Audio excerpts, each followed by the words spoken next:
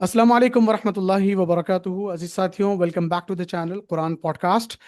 अजीज साथियों, जैसा कि आप जानते हैं कि दुनिया आज एक बहुत नाजुक मरहले से गुजर रही है। जैसा कि दिन ब दिन हम देख रहे हैं ईरान, इसराइल और यूएस के दरमियान जो तनाव चल रहा है, और ये अब सिर्फ एक रीजन की हद तक लिमिटेड नहीं रहा, बल्कि ये बढ़ता जा रहा है, बढ़ता जा रहा है। रोजाना के मिसाइल अटैक्स, एयर स्ट्राइक्स और जंग, और ये ऐसे लग रहा है कि अब ये सिर्फ एक रीजन की हद तक नहीं रहेगा, आगे चलकर ये फुल फ्लेज वर्ल्ड वॉर की तरफ जा रहा है। सो इसके पीछे क्या प्लानिंग है, क्या हिडन एजेंडास है, क्या ये कहीं जाकर रुकेगी, थमेगी, या फिर चलती ही जाएगी? इस मौजू पर बात करने के लिए मेरे साथ मौजूद हैं उस्ताद हारून सिद्दीकी साहब। अस्सलाम वालेकुम रहमतुल्लाह हारून भाई।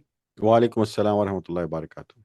हारून भाई, ये क्या चल रहा है? हम समझे थे कि ये एक दो हफ्ते का खेल है, उसके बाद जो है समझौता हो जाएगा और कुछ ना कुछ सीज फायर का शक्ल बनेगी और आगे बढ़ेगी दुनिया। बट ऑलमोस्ट 4 हफ्ते गुजर चुके हैं और दिन ब दिन ये बढ़ती ही जा रही है। तो आप इसको कैसे देखते हैं और आप इसको कैसे समझ रहे हैं, थोड़ा ऑडियंस को बताइएगा। बिस्मिल्लाहिर्रहमानिर्रहीम। भाई वेरी क्विकली, तो अभी उसके खत्म होने का कोई चांस है नहीं। और हम्म। उसकी दो बड़ी वजह हैं। उसकी सबसे बड़ी वजह यह है कि ईरान मिलिटरली इस जंग को जीत नहीं सकता। ठीक है। तो हम्म। उसके पास जो ऑप्शन है वो यही है कि इस जंग को ड्रैग करे, जितनी ज्यादा ड्रैग कर सकता है मिलिटरली हम्म। इसको जीतने के लिए इन फॉर्म्स ऑफ पॉलिटिक्स।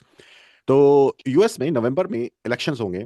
तो इन इलेक्शंस में हमारे जो है आधे से ज्यादा या आधे के करीब तकरीबन जो है कांग्रेस और सेनेट की सीटें जो हैं वो उसके लिए क्या कहते हैं, री इलेक्शन के लिए आती हैं।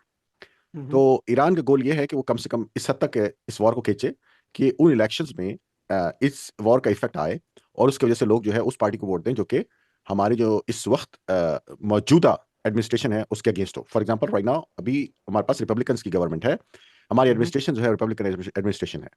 तो अगर लोग तंग आएंगे जंग से तो वो दूसरी पार्टी यानी कि डेमोक्रेटिक पार्टी को वोट देंगे, जिसकी वजह से उनका इन्फ्लुएंस या उनकी सीटें कांग्रेस में और सेनेट में बढ़ सकती हैं, जिसकी वजह से प्रेसिडेंट जो है उसका कंट्रोल सेनेट और इलेक्शन और कांग्रेस पे से खत्म हो सकता है। विच मींस कि उसको कोई लॉ पास करने के लिए वो एग्जीक्यूटिव ऑर्डर साइन कर सकता है, जो कि 90 डेज के लिए होता है, लेकिन उसके अलावा एक परमानेंट लॉ पास करने के लिए उसके पास ताकत नहीं होगी। हम्म। ये वो कह सकते हैं आप कि एक पॉलिटिकल कीमत है जो इस एडमिनिस्ट्रेशन को देनी पड़ेगी इस जंग में जाने की वजह से। तो ईरान की जो स्ट्रेटजी दिख रही है वो ये है कि अगर वो मिलिटरली नहीं जीत सकता, लेकिन कम से कम वो पॉलिटिकली इस जंग को इस तरह से ड्रैग कर ले कि जो मौजूदा एडमिनिस्ट्रेशन है उसको इसकी कीमत चुकानी पड़े। तो एक तो बात यह है कि इस वजह से मैं ये समझता हूँ कि जंग अभी फौरी तौर पर खत्म नहीं होगी।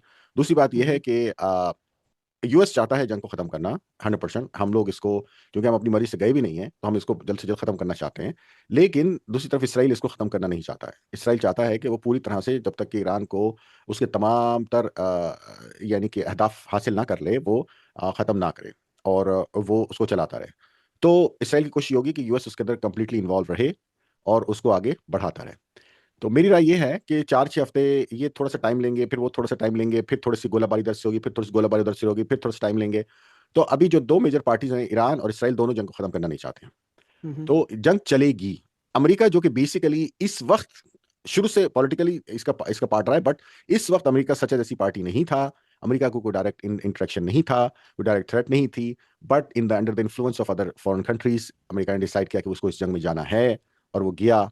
बट अभी लोगों का बहुत प्रेशर आ रहा है, यहाँ पे पेट्रोल की प्राइस बहुत बढ़ गई हैं, चीज़ों के जो कीमतें हैं वो बहुत बढ़ रही हैं। और प्रेसिडेंट ट्रंप जो हैं उनके जो अहदाफ थे, जो हम्म। सदर बनने के लिए उन्होंने जो चीज़ें कही थी कि मैं ये करूंगा, उनमें से बहुत सारी चीज़ें अभी रहती हैं, वो नहीं कर पा रहे हम्म। हैं। तो America wants to get out